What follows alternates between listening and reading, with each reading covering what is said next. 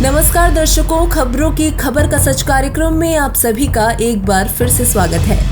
आज के कार्यक्रम में हम बात करेंगे हिंदू धर्म में प्रचलित प्राचीन परंपरा श्राद्ध कर्म की।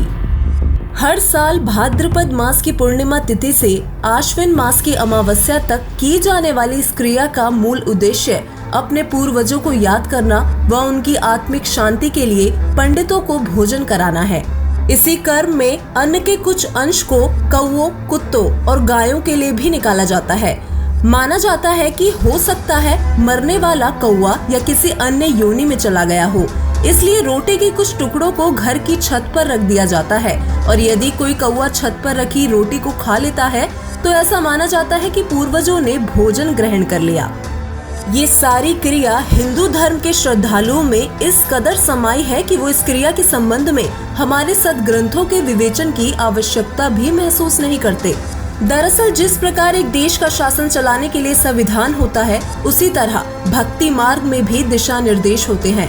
पवित्र वेद व गीता जी ऐसे ही सद्ग्रंथ हैं जिनमें भक्ति मार्ग का दिशा निर्देशन किया गया है। इन्हें अध्यात्म का संविधान भी कह सकते हैं।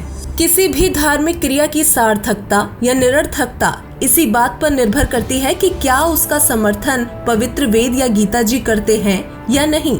परंतु यहाँ ताज्जुब की बात तो ये है कि जो श्राद्ध क्रिया वर्षों से हमारे समाज में चल रही है, किसी ने उसे सद्ग्रंथों के पैमाने पर कसने का प्रयास ही नहीं किया। लेकिन अब संत रामपाल जी महाराज जी ने पवित्र वेदों व गीता जी से श्राद्ध क्रिया को तोलकर इसकी निरर्थकता को उजागर किया है। उन्होंने पवित्र गीता जी से सिद्ध किया है कि श्राद्ध कर्म करना भूत योनि में जाने की तैयारी के समान है। श्राद्ध कर्म करना भूत पूजा है, जिसके बारे में गीता जी के अध्याय नंबर 9 के श्लोक नंबर 25 में कहा है, यान्ति देवव्रतः देवान्य पितृत्रिने यान्ति पितव्रतः भूतानि यान्ति भूतेजया मध्याजिनः अपि माम्ये। अर्थात देवताओं को पूजने वाले देवताओं को प्राप्त होते हैं, पितरों को पूजने वाले पितरों को प्राप्त होते हैं, भूतों को पूजने वाले भूतों को प्राप्त होते हैं और मुझे पूजने वाले मुझे प्राप्त होते हैं। ऐसा ही समर्थन परमात्मा प्राप्त परम संत गरीबदास जी महाराज ने अपनी अमरवाणी में किया है। गरीब भूत रमे सो भूत है, देव रमे सो देव, राम रमे सो राम है, सुनो सकल सुरभेव। पवित्र गीता जी व पवित्र वेद प्रभु का संविधान है, जिसमें केवल एक पूर्ण परमात्मा की पूजा का ही विधान है। अन्य देवताओं, पितरों, भूतों की पूजा करना मना है। पवित्र गीता अध्याय 16 श्लोक 23 से 24 में गीता ज्ञानदाता कहता है कि जो मनुष्य शास्त्र विधि त्याग कर मनमाना आचरण करते हैं, वो ना तो सुख को प्राप्त करते हैं और ना ही परमात्मा को तथा ना ही कोई कार्य सिद्ध करने वाली सिद्धि को ही प्राप्त करते हैं, अर्थात जीवन व्यर्थ कर जाते हैं। इसलिए अर्जुन, तेरे लिए कर्तव्य अर्थात जो साधना के कर्म करने योग्य है तथा अकर्तव्य अर्थात जो साधना के कर्म नहीं करने योग्य है की व्यवस्था में शास्त्र ही प्रमाण है, अन्य साधना वर्जित है। अब यहाँ ये प्रश्न भी उठ सकता है कि यदि हम श्राद्ध ना करें तो हम अपने पूर्वजों के लिए क्या करें। इसका समाधान भी परमेश्वर कबीर जी ने किया है। कबीर जी कहते हैं, भक्ति बीज होवे जो हंसा, तारू तास के एक होतर वंशा। मतलब ये है कि यदि कोई शास्त्र अनुसार सद्भक्ति करता है तो उससे उसकी 101 पीढ़ी पार करने का वचन परमात्मा कबीर जी देते हैं।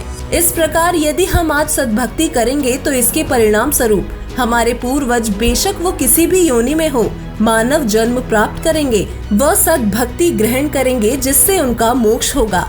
अपने पूर्वजों के कल्याण के लिए इससे बड़ी कोई क्रिया नहीं हो सकती जो उनको 84 लाख प्रकार के जीवों के शरीर में होने वाले कष्टों से बचाएगी। प्रिय दर्शकों, हमें इस बात को गहनता से जानना होगा कि जब वेदों में गीता जी में श्राद्ध क्रिया मना है तो फिर ये समाज में प्रचलित क्यों है? क्यों आज तक हमें हमारे धर्म गुरुओं, आचार्यों एवं पंडितों ने शास्त्र विरुद्ध साधना तक ही सीमित रखा? ये शास्त्रों के नाम अवश्य लेते थे, उन्हें पढ़ भी लेते थे, लेकिन उनमें क्या लिखा है ये उनके समझ में नहीं आया। इस बारे में कबीर जी कहते हैं, गुरु बिन काहू न पाया ज्ञाना, ज्यों थोता बुझ छड़े मूड किसाना। धर्म गुरुओं की अज्ञानता व स्वार्थ सिद्धि का खामियाजा आज भी समाज भुगत रहा है। शास्त्र विरुद्ध साधना करने से लोगों को लाभ के स्थान पर हानि हो रही है। इसके फलस्वरूप अधिकतर जनता नास्तिक हो रही है और आए दिन लोगों का भगवान से विश्वास उठता जा रहा है।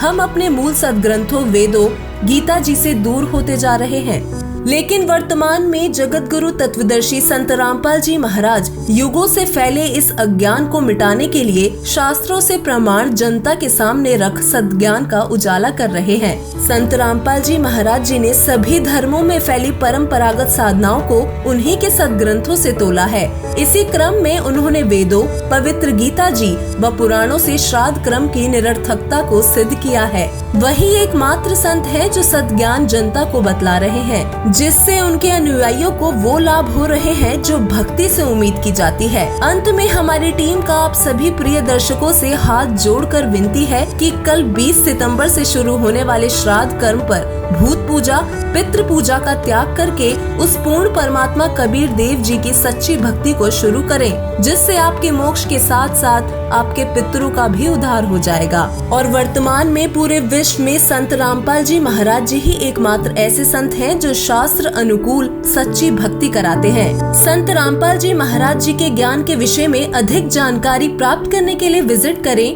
www.jagatgururampalji.org पर।